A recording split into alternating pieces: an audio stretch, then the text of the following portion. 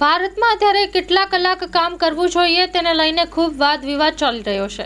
એવામાં જાણો કામ કરવાના કલાકોને લઈને ભારત અને દુનિયાના અન્ય દેશોમાં કેવા નિયમો છે તથા દુનિયામાં સૌથી વધુ કયા દેશના લોકો કામ કરે છે।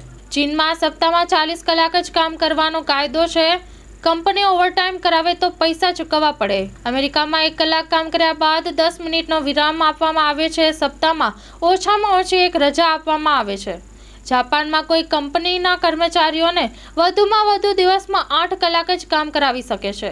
ભૂટાનમાં લોકો એક સપ્તાહમાં સરેરાશ 54.4 કલાક કામ કરે છે, જે સમગ્ર વિશ્વમાં સૌથી વધુ છે। ભારતમાં ફેક્ટરીઝ એક્ટ 1948 અનુસાર કર્મચારીઓને સપ્તાહમાં 48 કલાક કામ કરાવી શકાય છે। ભારતમાં પણ ઓવરટાઈમની સ્થિતિમાં વધારાનો પગાર આપવાની જોગવાઈ છે। 1942માં બાબા સાહેબ આંબેડકરે ભારતમાં એક દિવસ કામનો સમય 12થી ઘટાડીને 8 કલાક કર્યો હતો।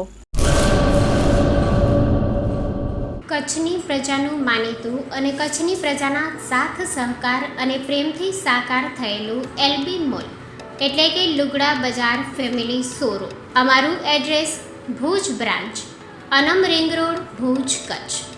Mobile number 8980413537।